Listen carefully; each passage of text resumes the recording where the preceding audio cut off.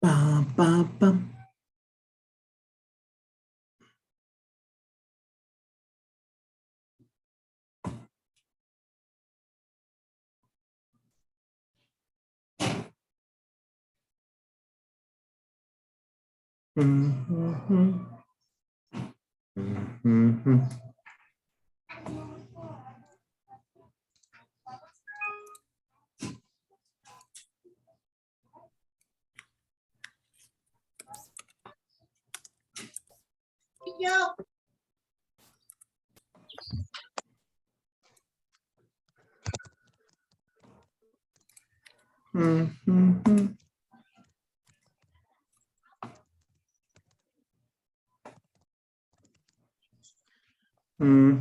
Ok, buenos días a todos, muchachos. Vamos a dar unos segunditos. En lo mientras voy a compartir la pantalla y vamos a revisar el tema del día de hoy. Como estamos atrasados, y esa es la verdad, estamos atrasados en un tema, hoy no subí, bueno, en la semana no subí a la plataforma tema, ni les compartí por PDF tema, porque evidentemente ya lo tendríamos que haber visto. Pero como vamos un poco atrasados, bueno, pues esa fue la razón de no subir tema el día de hoy. Vamos a revisar nuestro tema número 4. Nos vamos a ir un poquito rápido porque necesitamos hacer ejercicio. Espero de verdad que ya tengan el formato que les envié, ya sea que lo tengan en su cuaderno, como Rosy nos solicitó, que no había ningún problema, o lo hayan impreso. En cualquiera de las dos formas está bien. Si todavía no lo tienen tiempo de ahorita pasarlo en su cuaderno, en una hoja, y bueno, si pudiera ser en una hoja de tamaño oficio, bueno, un cuaderno profesional, perdón, sería lo ideal. Porque bueno, pues son números y mientras más grande, mucho mejor. Vamos a compartir la pantalla y el día de hoy vamos a ver un tema que es el tema número 4, que se hace llamar lo que son las amortizaciones. Y lo primero que tenemos que establecer es qué son las amortizaciones. Y decimos que las amortizaciones, desde el punto de vista de las matemáticas, es un término contable que se refiere a la pérdida de valor en el tiempo de algún objeto. Los gastos de amortización son necesarios para las empresas porque nos determinan cómo se deprecian las cosas. Ejemplo, ustedes tienen un celular que cuando lo compraron nuevo les costó 5 pesos, pero lo compraron hace 2 años. ¿Ese celular vale lo mismo o vale menos, muchachos? Menos. Vale menos, gracias, Jennifer. ¿Cuánto vale menos, Jennifer? Costaba 5 pesos, ¿ahora cuánto vale? Pues como 3 pesos más o menos. Como 3 pesos. Esa es nuestra interpretación. ¿Sale? Alguien dirá, vale 2.50, vale 2.80, vale 1 peso, ¿no? Y dependerá de muchos elementos. En las empresas sucede lo mismo cuando compramos maquinaria, cuando compramos equipo de cómputo, cuando compramos equipo de transporte, cuando compramos software, todo esto va perdiendo valor en el tiempo y lo que nosotros tenemos que hacer financieramente y contablemente es realizar su amortización, es decir, determinar con exactitud cuál es la pérdida del valor en el tiempo de dicho bien, ¿sale? El objeto final consiste en que la pérdida de valor de ese bien sea rentable para la empresa a lo largo del tiempo. Su teléfono hoy vale 3 pesos.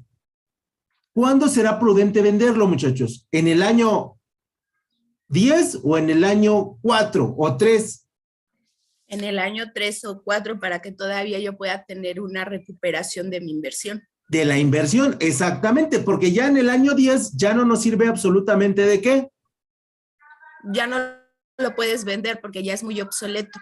Exactamente, y para eso necesitamos el concepto de la amortización.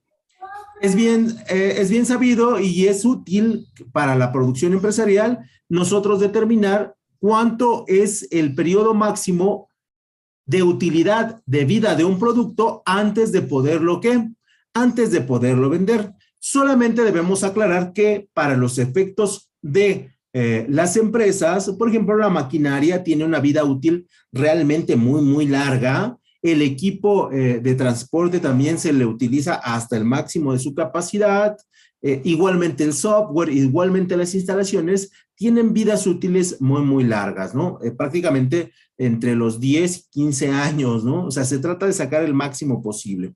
Pero es necesario saber financieramente cómo determinar una amortización. Por lo tanto, sí es importante que ustedes, desde el punto de vista financiero, conozcan lo que son las amortizaciones y algunos tipos. El día de hoy solamente vamos a ver en ejercicio esta, que es la amortización de deuda, donde el pago parcial o total de la parte principal de la deuda se hace con referencia al importe del dinero recibido o prestado que se reintegra en distintas instancias de tiempo, como por ejemplo en mensualidades, las cuales nos proporcionan un interés. La amortización de la deuda es decirme cuánto se va a amortizar mi celular en periodos mensuales durante los próximos 2 años, con la intención de que al final del año 2 yo pueda vender mi teléfono. ¿Sale? Y esa es más o menos la idea. También sirve para una cosa que se llama la depreciación, pero que esa la vamos a intentar ver en contabilidad porque, bueno, el tiempo ha sido apremiante en estas clases. La amortización de deuda sería un caso donde la deuda se va a cancelar en diferentes pagos. Por lo tanto, la amortización puede establecer un pago trimestral, cuatrimestral, bimestral, mensual o incluso anual. Aquí lo que importa es determinar el monto del bien. También en las amortizaciones podemos tener intereses variables. No es lo común, pero sí se utiliza. En la mayoría de los casos tenemos un interés fijo que no cambia con el tiempo, pero sí se dan casos y sí se dan situaciones en las que el interés pueda ser variable y nos pueda meter en algún tipo de problemas. Por lo tanto, la tasa de interés puede variar de acuerdo a el tipo de producto, el tipo de bien que nosotros estemos cotizando. Y repito, esto se da solamente en aquellos productos de un alto costo o de alto riesgo, donde sí necesitemos determinar el interés de una amortización de deuda de un bien. Sobre todo se da en aquellos productos que son altamente tecnológicos y que son altamente especializados. Por lo tanto, en esos ejemplos, lo que nosotros hacemos es establecer en ciertos periodos, si no se ha desarrollado el producto, si no ha tenido éxito, aplicarles una tasa de interés variable que nos permita establecer una verdadera relación entre el bien y la amortización, esto es la pérdida del valor en el tiempo. Esto se hace mucho con aparatos tecnológicos, caso concreto, por ejemplo, las laptops, ¿no? Que bueno, se amortizan muy rápidamente y se deprecian todavía más. Se calcula, o en estudios se calcula que una laptop en vida útil te dará 3 años, no más, desde el punto de vista de el concepto de la obsolescencia programada, ¿no? Y los celulares exactamente están más o menos o los smartphones están más o menos en esa misma proporción.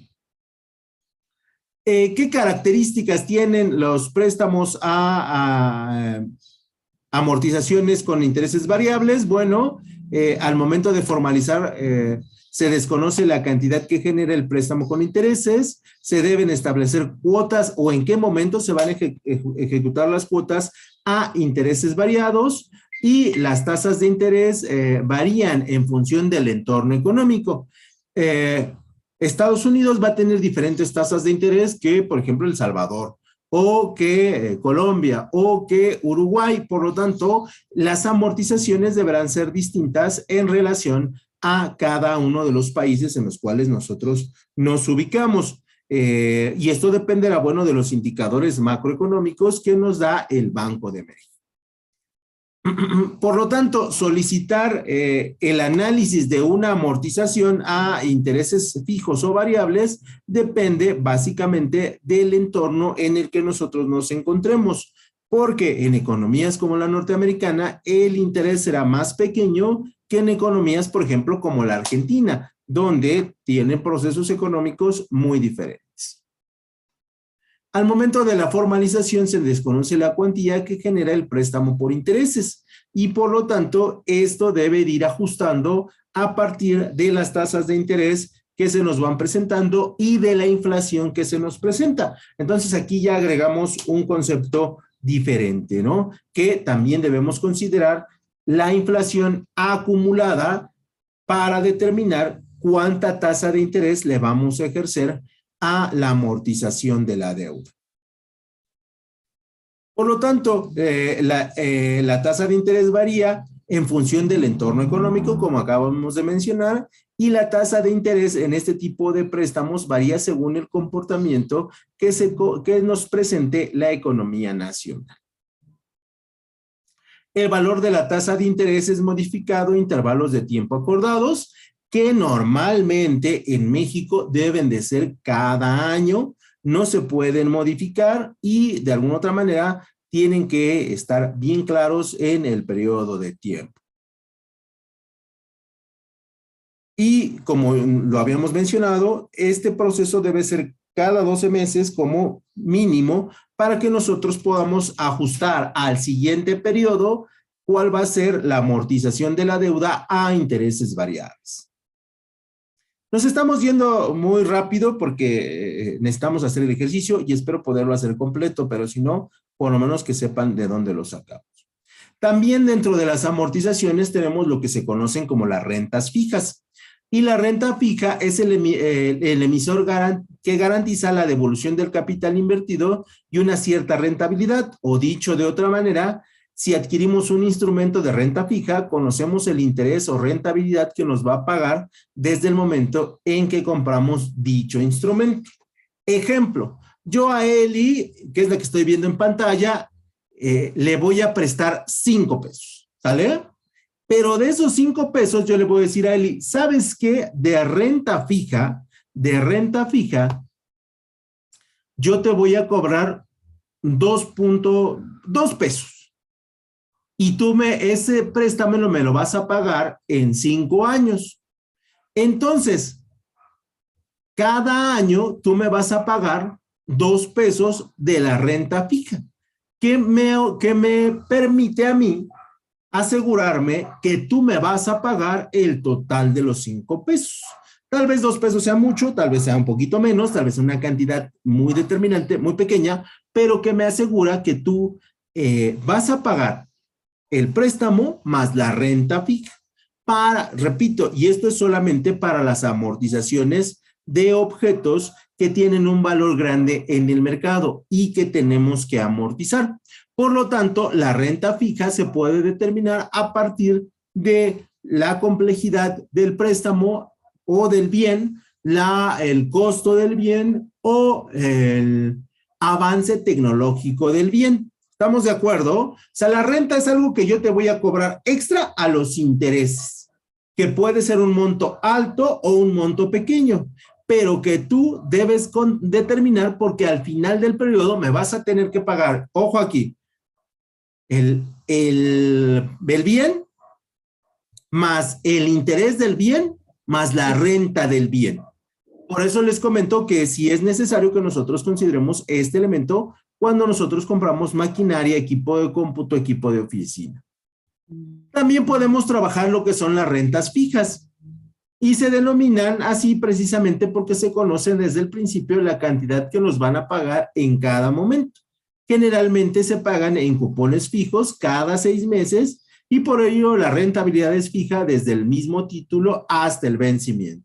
Esto es a él y yo le presto 5 pesos y le digo, ¿sabes qué? De renta fija me vas a pagar 50 centavos cada periodo, que normalmente serían periodos semestrales, pero que aquí dependen exclusivamente del contrato que hagamos entre la persona que presta y la persona que va a recibir el monto en especie o en equipo o en cualquier otro elemento. ¿Por qué se llama renta fija? Se le denomina fija precisamente porque conocemos desde el principio la cantidad que nos van a pagar en cada momento. Generalmente, repito, se pagan en pequeños cupones semestrales. Hay tipos de rentas fijas, sí, y bueno, existen dos tipos. La renta fija que proviene de deuda pública, que esto es para los gobiernos, y la que proviene de deuda privada, que normalmente se ejecuta a las empresas, evidentemente, privadas. Existen diferentes tipos de deuda en relación a su capacidad de devolución asignada. Y bueno, aquí tenemos deuda pública, la que genera el país, y la deuda privada que generan las empresas. Normalmente nosotros siempre vamos a hablar de rentas fijas privadas, porque bueno, pues nuestro enfoque es mucho más empresarial. La renta variable, que este es otro tipo de renta, es un tipo de inversión formada por todos aquellos activos financieros en los que la rentabilidad es incierta. Sobre todo, la renta variable se ejecuta para deudas públicas, donde no sabemos bien a bien cuáles van a ser las condiciones en las que un objeto, un artículo, se va a amortizar. Por ejemplo, no sabemos cuánto dinero se va a amortizar por el Tren Maya, que ese es uno de los ejemplos más contundentes, o por el aeropuerto. No lo sabemos y entonces los contadores y los analistas financieros y los matemáticos financieros van a tener que calcular renta variable para estos elementos, por ejemplo, ¿no? Porque no sabemos cómo se va a ir desgastando el equipo, porque, bueno, pues son proyectos nuevos y hay muchas condiciones sobre las cuales el proyecto puede desgastarse más. Y ahí se le van a aplicar lo que son las rentas variables, donde los mercados financieros, las bolsas de valores, el desgaste climático, los cambios climáticos, las condiciones propias del sector donde estamos, hacen que la renta forzosamente tenga que ser variable. ¿Sale?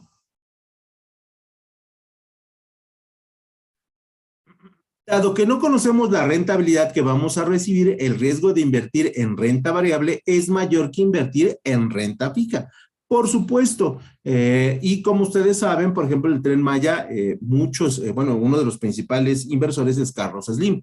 Y Carlos Slim sabe del riesgo de fabricar o de construir, pero también sabe de las ganancias que va a obtener de dicho proyecto. Más sin embargo, todo el equipo que va a adquirir, todos los trenes y toda la infraestructura se va a calcular a renta variable para determinar cuál es el preciso desgaste de dichos elementos.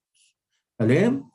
Aquí ya estamos utilizando finanzas un poquito avanzadas, las mencionamos porque el programa no lo exige y dentro de los activos de renta variable tenemos básicamente las materias primas que se van a utilizar durante mucho, mucho tiempo.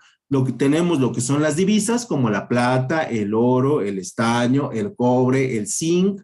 Tenemos lo que son las acciones que el día jueves la Bolsa Mexicana de Valores y prácticamente todas las bolsas de valores del mundo cayeron en crisis por el fenómeno de la guerra. Hay una renta variable en la que tú empiezas a decir, ¿sabes qué? A partir de la guerra las cosas deben cambiar y entonces las acciones empiezan a jugar en un proceso de especulación. Y luego tenemos los índices bursátiles, que estos, por ejemplo, con la pandemia cambiaron debido a la complejidad del mismo y que, bueno, nos vino a cambiar pues prácticamente toda la jugada que nosotros ya teníamos muy bien establecidas. ¿Sale? Y ahí es cuando nosotros tenemos que aplicar rentas variables.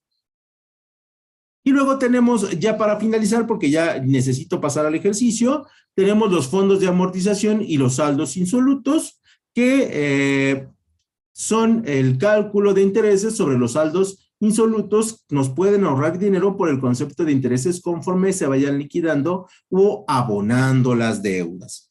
¿Qué quiere decir esto? Nosotros solicitamos el crédito de una casa. a una institución bancaria. Y entonces el banco me va a decir, ¿sabes qué? Tu casa se va a amortizar durante los próximos 25 años esta cantidad. Y el saldo en que la puedes vender en elemento, en libros, es esta cantidad. Ejemplo, la casa cuesta $1,000,000 al momento de la contratación y 25 años después, en libros contables, la casa valdría 750,000 pesos. ¿Estamos de acuerdo? Entonces, la amortización le quitó 250,000 pesos por efecto de desgaste y el saldo insoluto, esto es el saldo verdadero, sería 750,000 pesos. Pero, ¿ustedes venderían una casa en 750,000 pesos cuando les ha costado $1,000,000? No, obvio no. Obvio, ¿no? ¿De qué depende que le aumenten el valor? Pues de lo que le hayas invertido a la casa, de la plusvalía que se haya obtenido en esa zona y pues lo que vaya también lo que le has invertido para adquirirla, ¿no? Exactamente, ¿no? Si tenemos escuelas, hospitales, centros comerciales, si tenemos vías de transporte, si por ahí pasa el Metrobús, el Mexibús, el Cablebús o cualquier bus, o el Querobús en Querétaro, y si tenemos, repito, hospitales, tortillerías, toda la infraestructura, tu casa tiende a tener un valor de mercado mayor, más no así en amortizaciones y en saldos insolutos contablemente. ¿Vale? Entonces, por ahí debemos entender la diferencia. Uno es la pérdida del valor de un bien en libros por efecto del desgaste y otro es el precio de mercado al que tú lo puedes, ¿qué? Vender, ¿no? Y si la casa está en una zona bonita, y si la casa está en una zona tranquila, y si la casa está bien comunicada, y si la casa está súper reforzada y está grande y está iluminada, el valor de mercado tendría que ser mayor. ¿Estamos de acuerdo, muchachos? ¿Dudas hasta aquí? Porque ya viene lo bueno. Ya viene lo hermoso. Necesito calculadora, necesito su formato y necesito que se pongan las súper pilas. ¿Sale? Yo les mandé, no es, perdón, les mandé un formato. Solamente lo voy a ejemplificar porque ustedes ya lo tienen. En la primera columna debe ir una N, ¿sale? Una N que es el periodo. En la segunda columna debe ir una cosa que se llama la renta, porque viene por columnas, si no corríjanme. Después viene el interés en la tercera columna. Luego viene en la cuarta columna la amortización. ¿Estamos de acuerdo? Sí. Así la tendrían que ir poniendo. En la cuarta columna viene la amortización acumulada.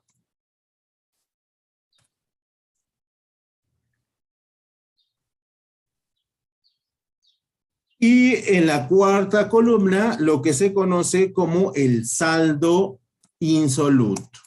El saldo insoluto es un saldo, nada, insoluto. Es el saldo, ¿sale? Entonces, primera columna, N, que es el periodo, en la columna número 2, lo que es la renta, en la columna número 3, lo que es el interés, en la columna número 4, lo que es la amortización, en la columna número 5, lo que es la amortización acumulada, no se les va a olvidar, y en la columna número 6, lo que es el saldo insoluto. ¿Estamos de acuerdo? Sí. Ok, entonces eso es respecto a su formatito que les mandé y el ejercicio dice lo siguiente. Dice que compramos un equipo con valor de 120,000 pesos. ¿Vale? Con una tasa de interés del 5%, que por hoy va a ser fija, o interés simple, le ponemos aquí entre paréntesis, o interés simple, y donde tenemos una renta determinada Esa todavía no llegamos a ella, pero la vamos a determinar. Tenemos una renta determinada de 23,642 pesos punto uno. ¿Sale? Eso es nuestra renta acumulada y se considera que esa renta va a ser fija. ¿Sale? Y lo que nosotros deseamos conocer es cuáles serán las amortizaciones para un periodo, para 6 periodos de mes. ¿Vale? Copien el ejercicio, muchachos. O tómenle una foto, lo que les resulte más conveniente.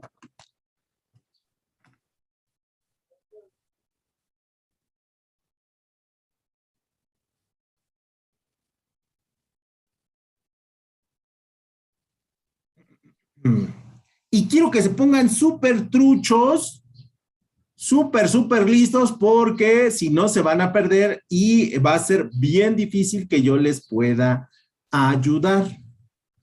¿Vale? Somos como los submarinos, vamos con puro radar, pero prácticamente van a ciegas. Así que pónganse bien truchos.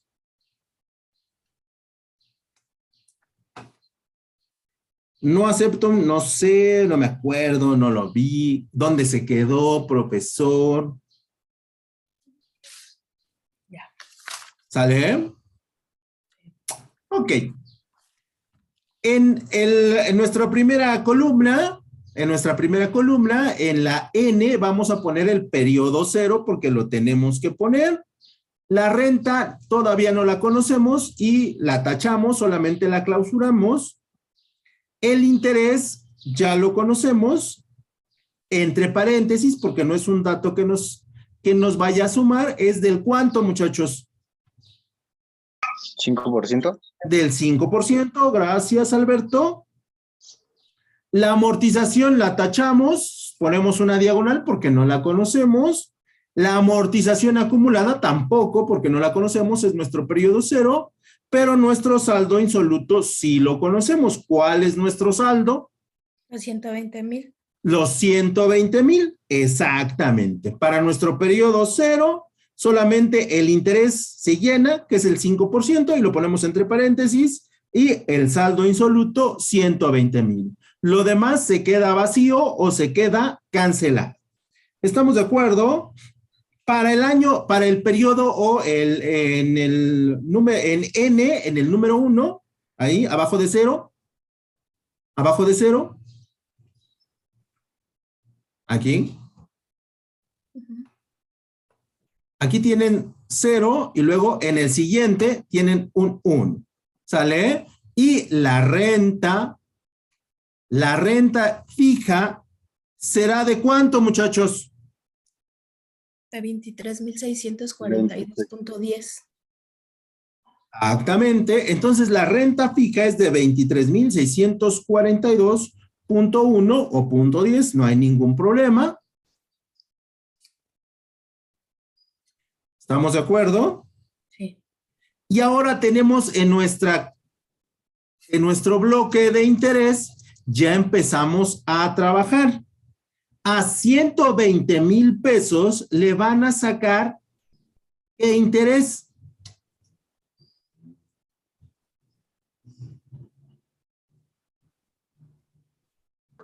¿El 5%? El 5%. ¿Vale? 6,000. Y eso nos da, ¿cuánto, muchachos? 6,000. 6,000. ¿Estamos de acuerdo? ¿Estamos de acuerdo? Sí. Ok. Y luego viene nuestra nuestra cuarta columna, gracias, que es la amortización. Y aquí necesito que rayen. A ver, quiero que resten a 23,642 menos 6,000.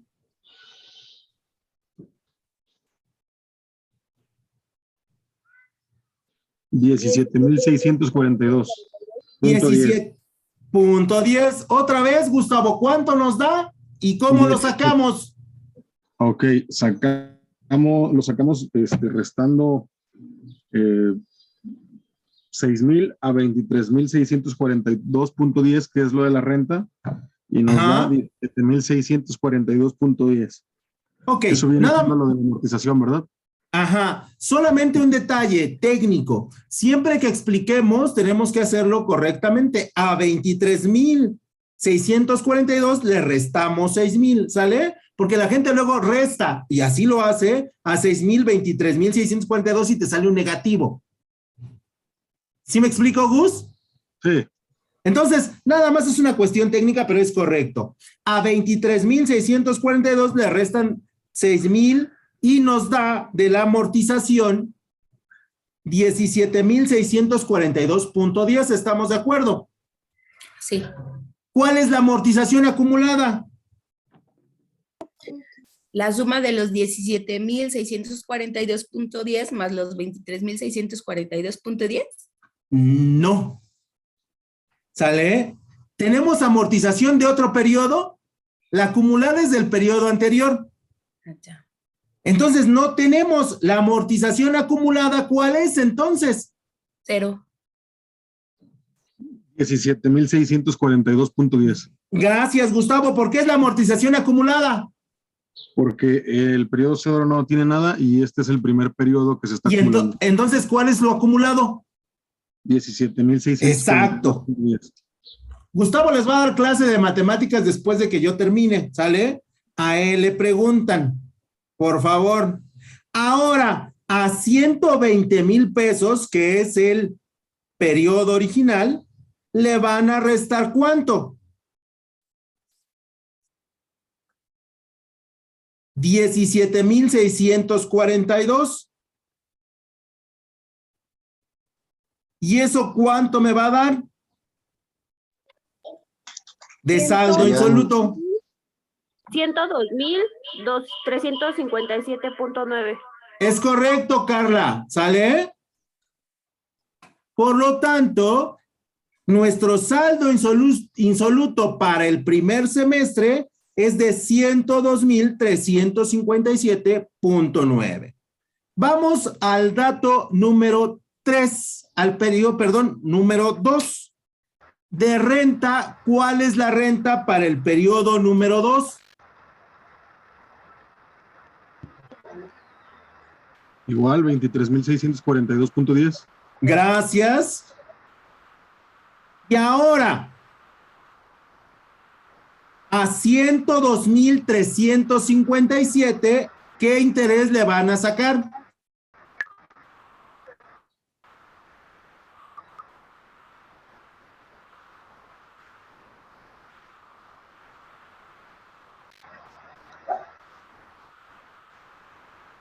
A 102,357, ¿qué interés le van a sacar? El 5%. El 5%, y eso nos da 5,117. 5,117.89. ¿Estamos de acuerdo? Repito, a 23,642 le restan 5,117.89. Y eso nos da 5,110.82.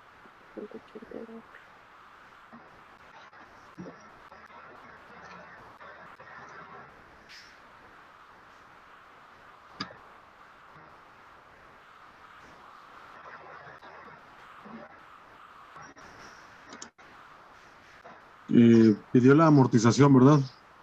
¿sí? 18,524.21. 18,524.21. Gracias, Gus.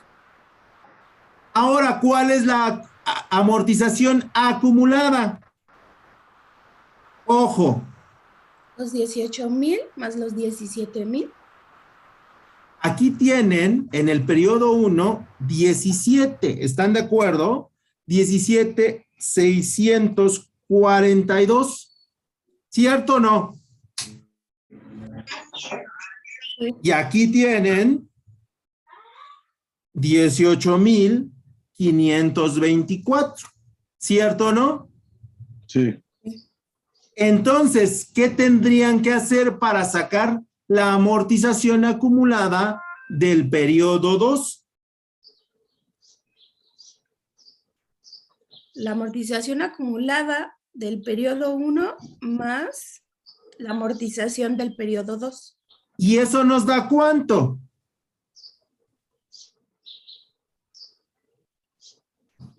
$36,166.21. Gracias. ¿Y el saldo insoluto cuánto nos da?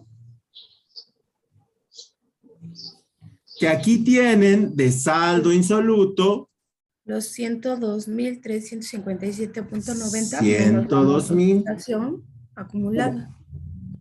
357. En el 36,000 es .31.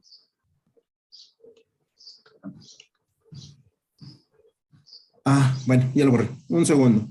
357.9. Sí, si me falla un poquito, no se preocupen, son décimas, o sea, no va a afectar en realidad tanto. Y aquí son 31, me dicen. No hay problema, ¿sale? Y entonces quiero el saldo insoluto para el periodo número 2. A 102,351 le voy a restar la amortización o la amortización acumulada. La La amortización acumulada.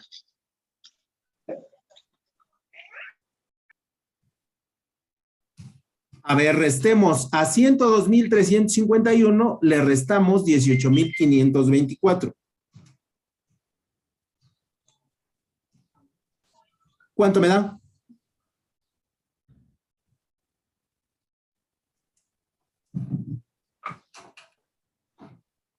$83,797.69. 80,000, oh, exactamente. Y aquí viene un detalle que necesitamos revisar. 83,000, 833.69. Puede tener una variación. La acumulada es solamente un indicativo de cómo se va a ir depreciando. Al final de los periodos me tiene que dar 120,000, que es el saldo donde ya mi mercancía ya no vale absolutamente ¿qué? Nada. Me queda 1 minuto con 52. En el periodo 3, ¿cuál es la renta fija? 23,642. Punto 10. ¿Cuál es el interés, muchachos? A 83,833 le sacan el 5%. Y eso nos da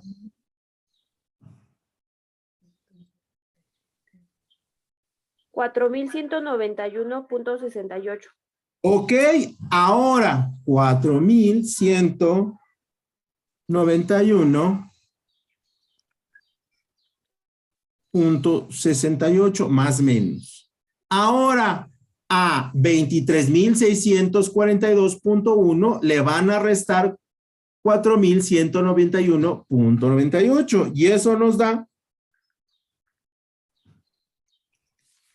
19,450.12. ok, y esa es la amortización. Perfecto. Ahora, ¿cuál es la amortización acumulada? Ya se me va a cortar, pero creo que ya conocí, ya entendieron cómo es el procedimiento. Sí.